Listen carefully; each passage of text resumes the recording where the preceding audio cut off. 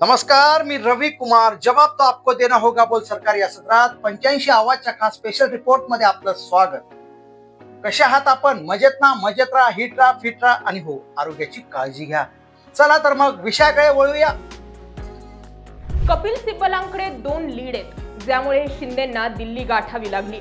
एकनाथ शिंदे यांची नेतेपदी नियुक्ती उद्धव ठाकरेंनी केली. त्यांना मंत्रिमंडळात स्थान उद्धव ठाकरेंनी दिलं आणि निवडणूक लढवण्यासाठी अधिकृत एबी फॉर्मही उद्धव ठाकरे यांनीच दिला. त्यामुळे उद्धव ठाकरे पक्षाचे अध्यक्ष नव्हते असा दावा कायदेशीरदृष्ट्या ग्राह्य धरता येणार नाही. अशा परिस्थितीत शिंदे गट शिवसेनेवर मालकीचा दावा कसा करू शकतो?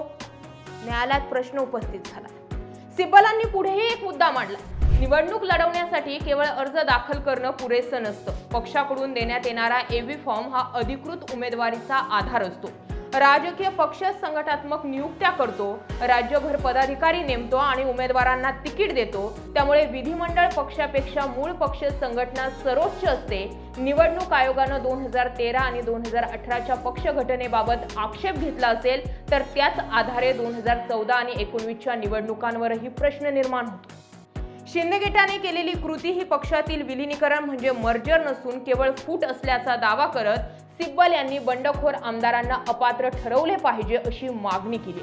त्यांनी पक्षाच्या संघटनात्मक रचनेचाही उल्लेख करत राष्ट्रीय कार्यकारिणी प्रतिनिधी आणि सदस्य यांची भूमिका विधिमंडळ पक्षापेक्षा अधिक महत्त्वाची असल्याचं स्पष्ट केलं.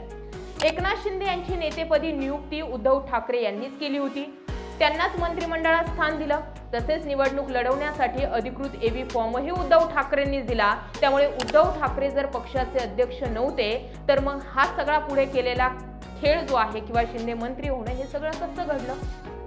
2 महत्त्वाचे लीड जे आहेत ते लीड सध्या कपिल सिब्बलांकडे आणि त्यामुळे सुप्रीम कोर्टातील ही सुनावणी सध्याच्या घडीला एकनाथ शिंदेंच्या गळ्याशी आली आहे आणि म्हणून 6 ऑगस्टची सुनावणी झाल्यानंतर लागलीच एकनाथ शिंदेंनी दिल्ली गाठली. शिंदेंच्या 5 नगरसेवकांनी मुंबईतील राजीनामा दिलाय. अर्थ समजतोय, भाजप आणि शिंदेंमध्ये फाटाफूट व्हायला सुरुवात झाली आहे आणि या सगळ्या गोष्टींचे जर डॉट जोडले तर सुप्रीम कोर्टातील ही सुनावणी कशी फिरू शकते आणि काही महत्त्वाचे पॉइंट जे न्यायालयामध्ये नमूद करण्यात आलेले आहेत त्या पॉइंटवरती सुद्धा बोलणं आज घडीला गरजेचं असल्याचं दिसून येतं. कपिल सिब्बलांनी दावा केलाय की या संपूर्ण घटनाक्रमातील अन्याय पहा. वस्तुस्थिती स्पष्ट असूनही न्यायालयाच्या निकालांच्या कक्षेत येत असूनही विधानसभा अध्यक्षांनी अपात्रतेच्या याचिकांवर निर्णय घेतला नाही. दुसरीकडे निवडणूक आयोगाने संघटनात्मक बाजूकडे दुर्लक्ष केले. विधिमंडळातील संख्याबळाच्या आधारे वाद सोडवला असे मुळात व्हायलाच नको होतं. त्यानंतर सरकार स्थापन झाले तरीही या सदस्यांना अपात्र ठरवायला हवं होतं. त्यानंतर त्यांना सर्व काही मिळालं, सरकार, पक्ष आणि पक्षचिन्ह.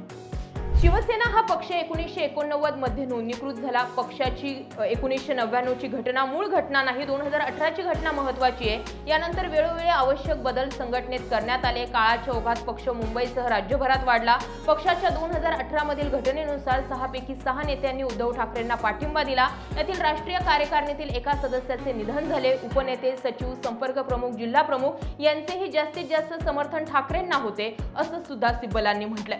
घटनात्मक घटनात्मक कार्य पार पाडतात तर राजकीय पक्ष राजकीय कार्य करतात.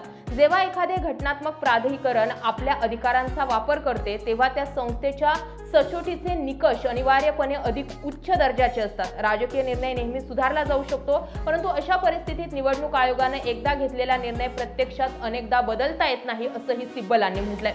आयोगाने पक्षाला त्यांच्या घटनेत सुधारणा करण्यास सांगितलं असतं. असे अनेक राजकीय पक्ष आहेत ज्यांनी वर्षानुवर्ष संघटनात्मक निवडणुका घेतलेल्या नाहीत.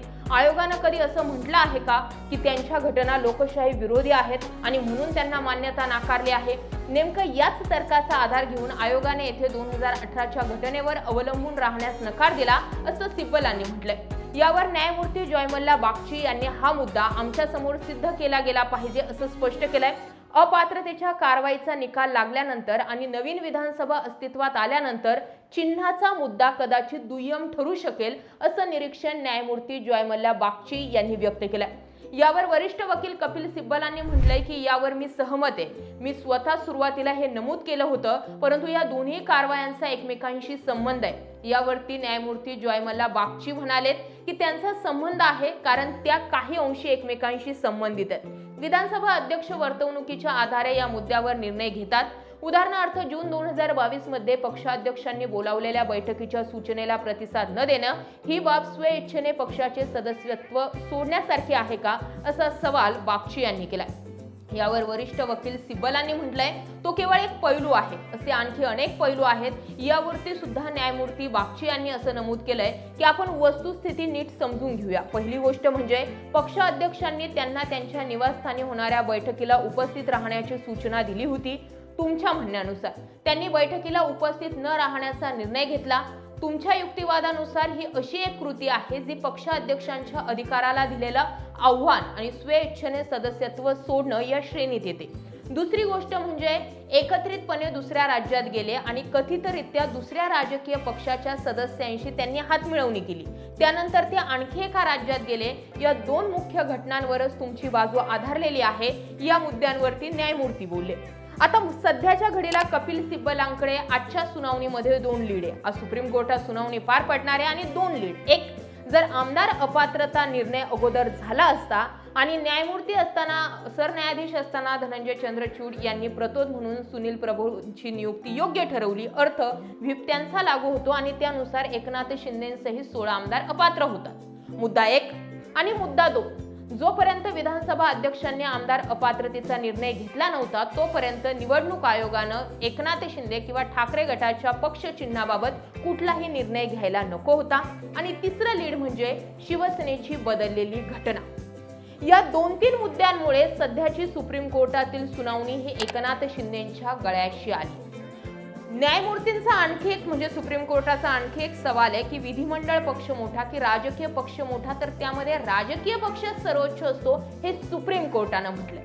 त्या आधारे ही सुनावणी सगळी ठाकरेंच्या बाजूने झुकली. आता एकनाथ शिंदे दिल्लीत गेलेत, नरेंद्र मोदींना ते भेटून आलेले आहेत. त्यानंतर या सुनावणीवर काही परिणाम होतोय का हे पाहण्यासारखं असणार. तुम्ही कसं पाहता?